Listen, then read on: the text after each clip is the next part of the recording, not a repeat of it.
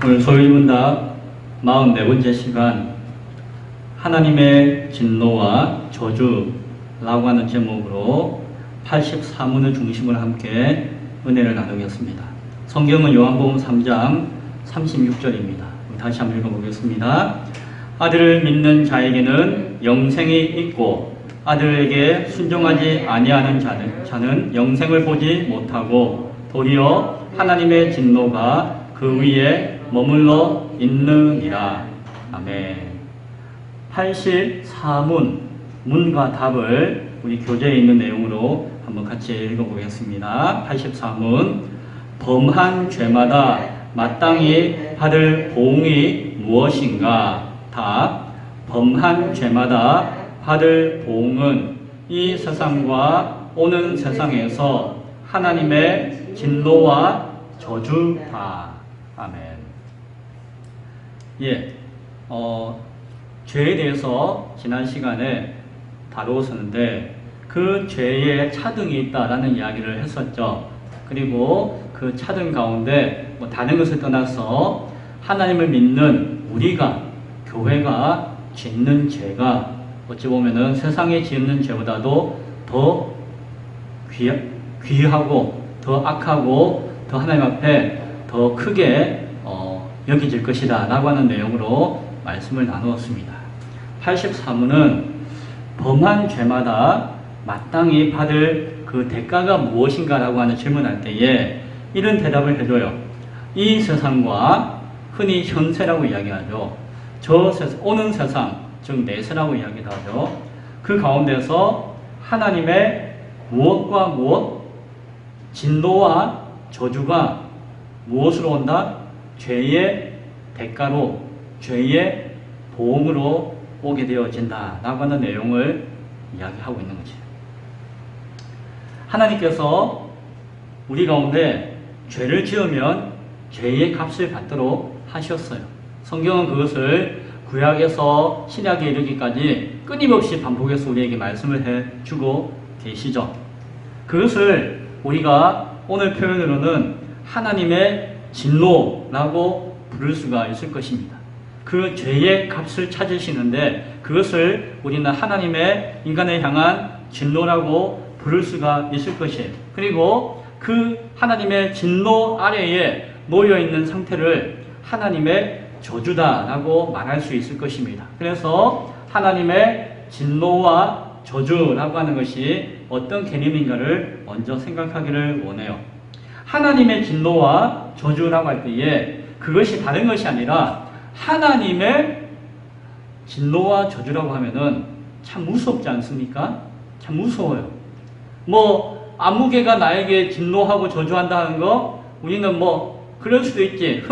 콧방귀를 뀌고 무시할 수도 있는데 하나님의 진노하심과 저주다라고 생각하면은 그것이 만약에 나와 우리를 향한 것이라고 하면은 참 무서울 것 같아요.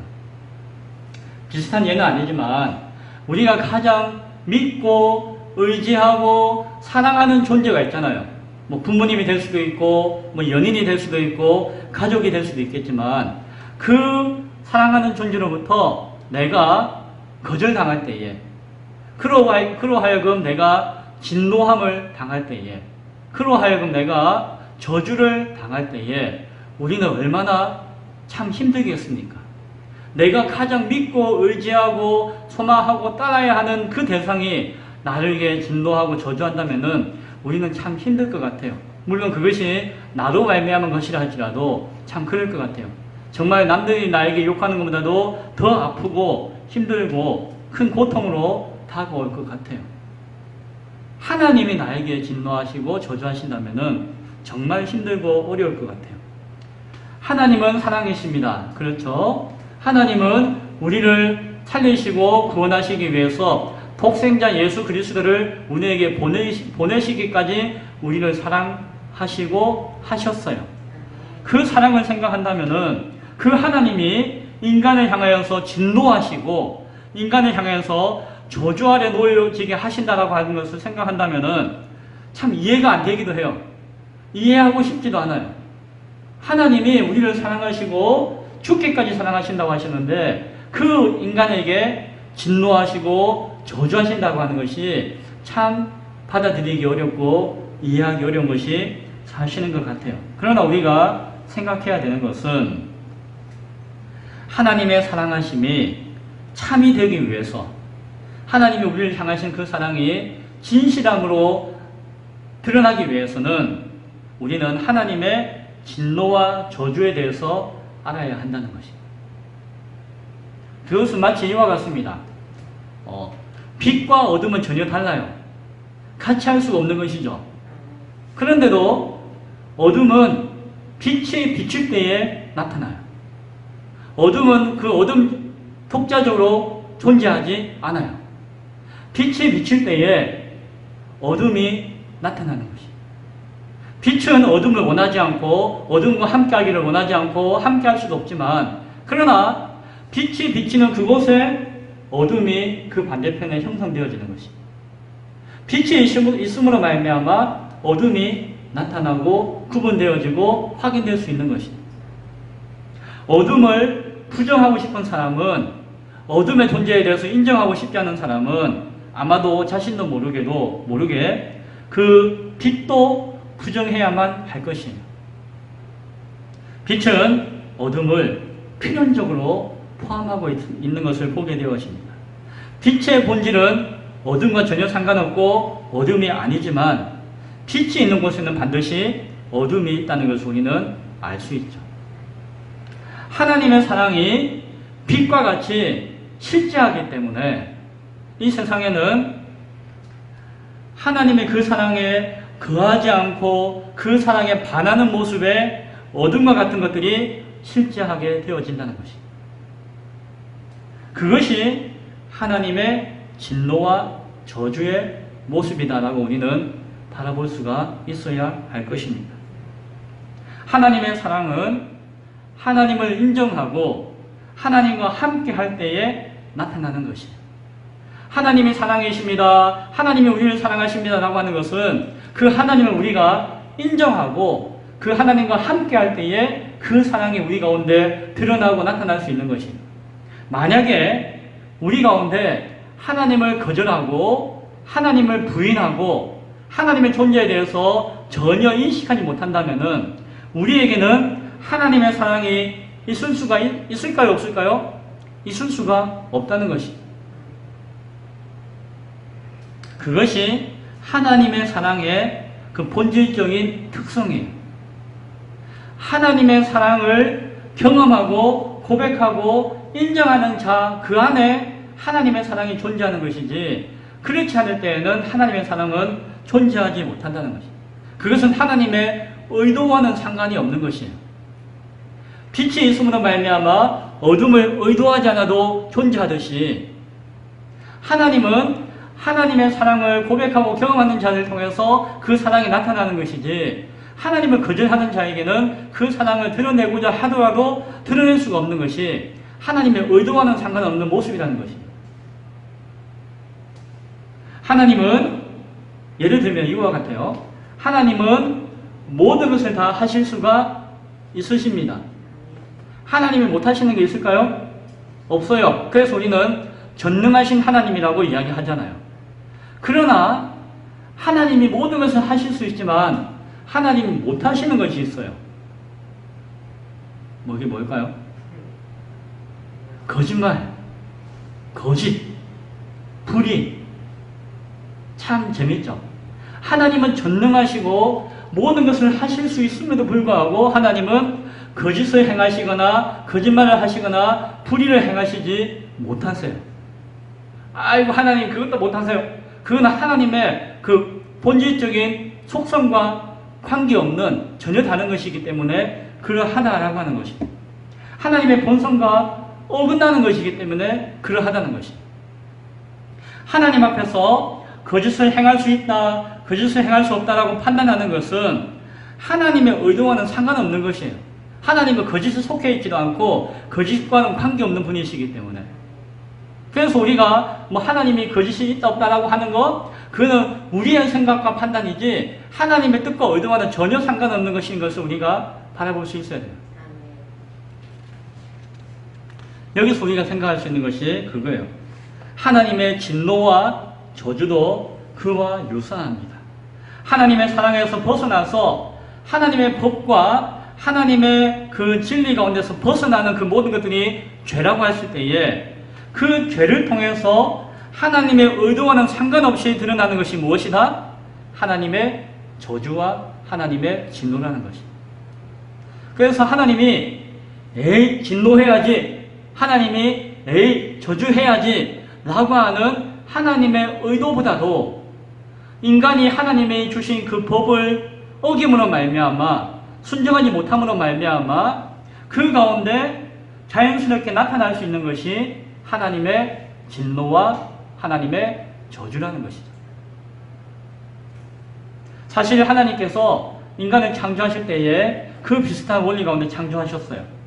하나님은 인간을 창조하실 때에 인간이 하나님을 사랑하고 하나님이 인간을 사랑하시기 위해서 창조하셨어요. 인간은 하나님을 사랑하는 존재로서 만들어졌어요. 인간이 존재하는 이유와 목적이 바로 그것이에요. 그런데 만약에 인간이 하나님을 거역하고 하나님 앞에 거절하여서 범죄하여서 하나님의 뜻을 벗어난다면은 그 인간은 그 원래 만들어진 목적을 어긋나는 것입니다.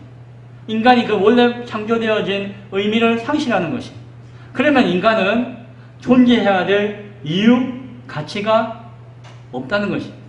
하나님이 인간을 미워서 이놈들 어떻게 해야겠 그는 하나님의 의도와는 상관없이 인간이 창조되어진 존재 의미 가운데 하나님을 거역하고 하나님을 거절하고 하나님을 떠났을 때에는 인간은 존재할 이유가 없어진다는 것입니다.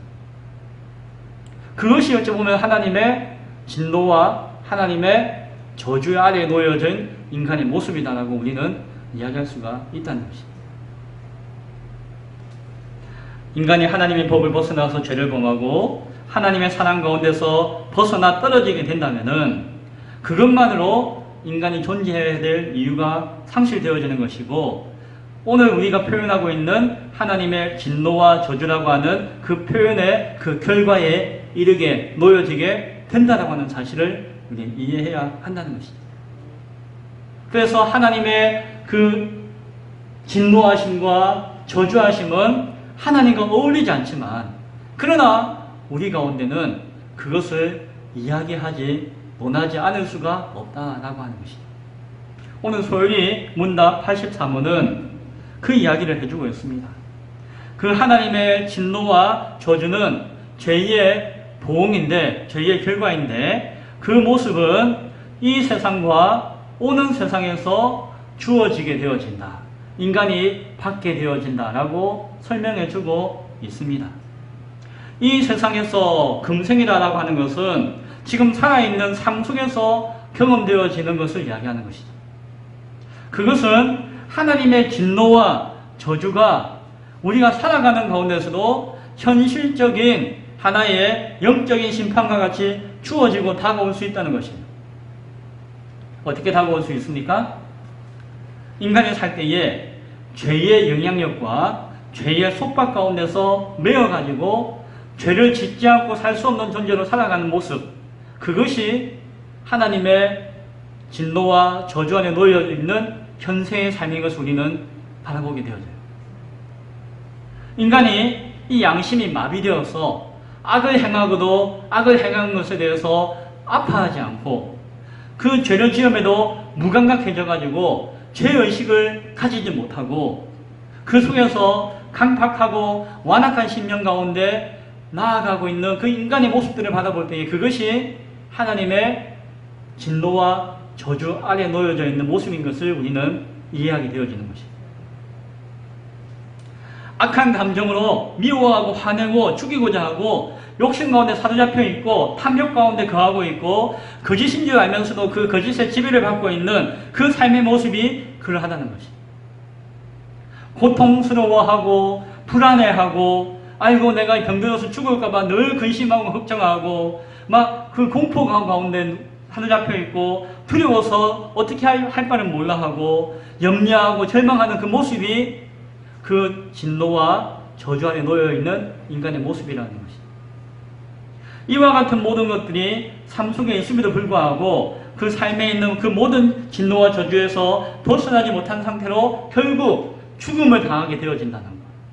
결국 죽음을 당할 때에 그로 말미암아 영원한 형벌이 시작되어진다는 것. 그것이 우리가 살아가는 이 세상에서의 하나님의 진노와 저주를 받고 경험하는 것이다라고 우리는 말할 수가 있을 것입니다.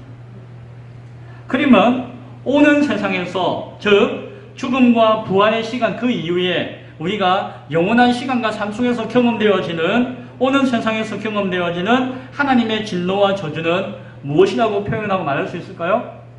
그것은 간단하게 하나의 표현으로 이야기할 수가 있어요. 무엇입니까?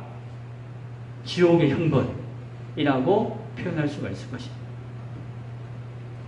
지옥의 형벌은 가보셨습니까? 안 가봤죠? 갈 생각도 안 하고 있죠. 꿈도 안 꾸고 있습니다. 우리는.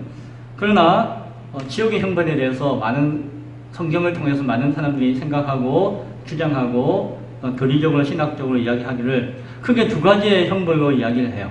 지옥에서 받는 형벌을. 하나는 상실의 형벌이라고 하고 있고 하나는 감각의 형벌이라고 해요. 하나는 상실의 고통이라고 이야기하고 있고 하나는 감각의 고통이라고 이야기해요.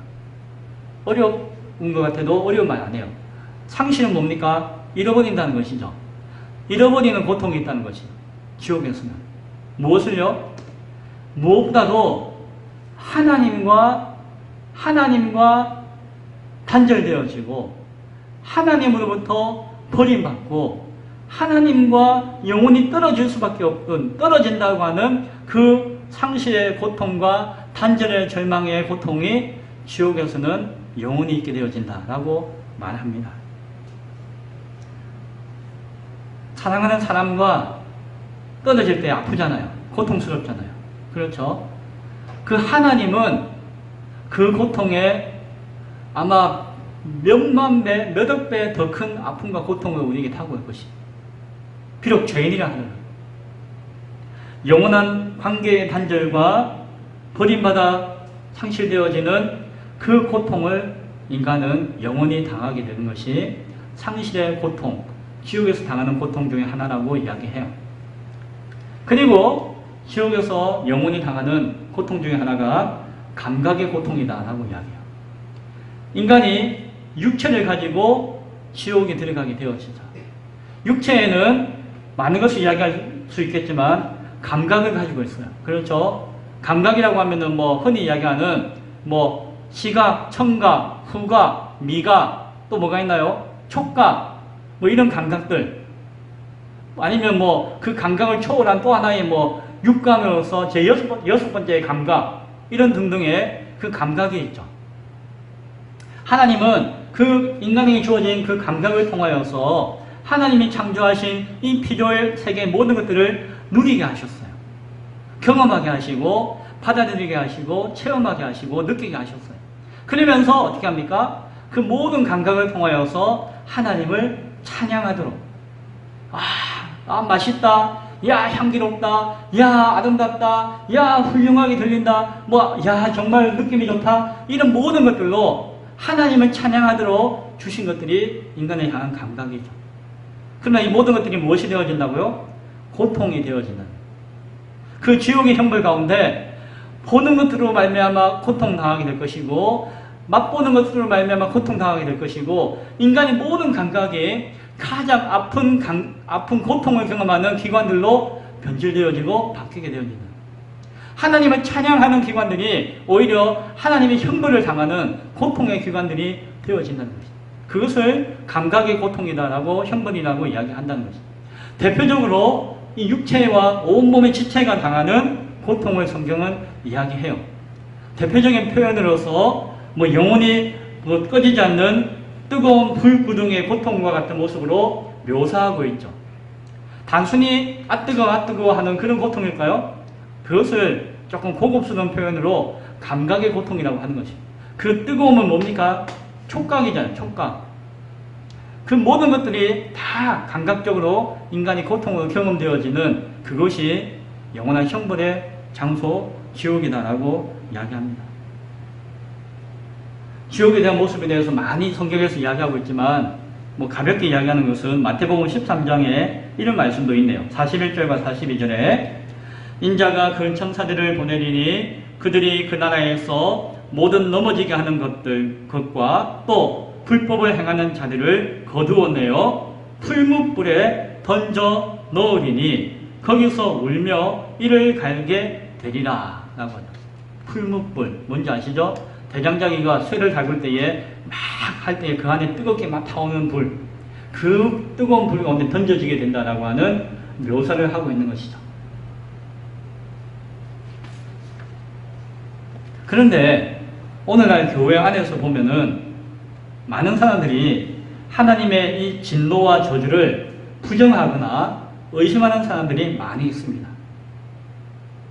하나님이 무슨 진노를 하시는가, 우리에게 뭐 우리를 저주하시는가. 하나님은 사랑이신데 우리를 살리시기 위해서 예수 그리스도께서 십자가에 달려 죽으셨는데, 온 인류를 살리시기 위해서 죽으셨는데 그 은혜가 얼마나 큰데 인간이 그 하나님의 진노와 저주 가운데 놓여지겠는가 라고 이야기하면서 그것을 부정하거나 의심하는 사람들이 많아요. 지옥의 심판과 형벌이라고 하면은 아이 무슨 그 만화 같은 이야기 합니까? 지옥이 어디 있다고 라고 하면서 지옥을 부정하거나 그 영원한 고통의 형벌을 부정하는 사람들과 그런 어떤 신학자들과 그런 교회들이 많아요. 그것은 하나님의 그 선하신 성품과 위배됩니다. 그것은 예수님의 그 무한하신 사랑과 은혜에 상반되는 것입니다. 그렇게 하면은 하나님의 구원의 의미가 무엇이고 하나님의 그 사랑에 무슨 의미가 있겠습니까? 라고 이야기하는 것입니다. 어떤 사람은 이렇게 이야기해요. 아, 지옥에 성경에 나와 있으니까 이거 부정하지 못하겠네요. 그런데 거기서 영원히 형벌을 받는다고요? 아유, 그런 끔찍한 일이 아마도 하나님께서 사랑하는 자식에게 매를 주듯이 저 지옥 가운데서 형벌을 내리셔가지고 정신 못 차리는 죄인들에게 정신 차리게 하려고. 그래서 저기서 매맞고 정신 차려서 다시금 하나님 앞에 새롭게 구원의 소망을 얻게 하려고 지옥에 보내셨겠지요. 그래서 그가 죄를 뉘우치면은 지옥의 문을 다시 닫으시겠지요. 라고 이야기하고 주장하는 사람도 많아요. 한편 들어보면은 그럴듯하기도 하고, 그게 더 은혜로운 것 같고, 그것이 하나님의 성품에 맞는 것 같기도 해요. 그러면 참 좋을 것 같아요. 편할 것 같기도 해요. 그러나 성경은 그렇게 이야기하고 있지 않지요. 성경은 하나님은 사랑이시며 예수님을 통해서 모든 인간을 구원하기를 원하신다라고 말씀하고 있지만, 하나님의 사랑을 거절하는, 하나님의 사랑을 부인하는, 하나님의 사랑을 인정하지도 않고 인정하지도 못하는 그러한 영혼들에게까지 하나님의 사랑이 있다라고 말하지는 않아요. 예수님을 부인하고 예수님을 모욕하고 예수님을 업신여기고 예수님을 끝까지 인정하지 않고 믿지 않는 사람들에게까지 예수님의 그 사랑이 임할 것이다라고 성경은 이야기하고 있지 않아요. 하나님의 그 사랑 가운데 예수님을 보내주셨고 예수님의 십자가에 달려 죽으심으로 말미암아 살리고자 하셨음에도 불구하고 그 은혜와 사랑 가운데 믿음으로 고백하고 영접하지 않으면은 그것만큼 악한 것이 없고 그 자는 반드시 죄의 값으로 하나님의 진노와 하나님의 저주 가운데 놓여질 것이다 라고 말씀하고 있다는 것입니다. 오늘 읽었던 본문 요한복음 3장 36절의 말씀을 다시 한번 기억하기 원합니다. 아들을 믿는 자에게는 영생이 있고 아들에게 순종하지 아니하는 자는 영생을 보지 못하고 도리어 하나님의 진노가 그의 위에 머물러 있느니라 라고 분명하게 말씀해주고 있죠. 그리고 성경 곳곳에 그 하나님의 법을 이야기하고 있고 그 하나님의 법에 어긋나거나 불순종하는 자들에 대한 그 죄에 대한 값과 그 심판에 대한 경고를 끊임없이 말씀해주고 있는 것입니다. 그것이 무의미한 것이라면 왜 그렇게 말씀을 하셨겠습니까? 그냥 좋은 게 좋은 것인데 그냥 넘어가지.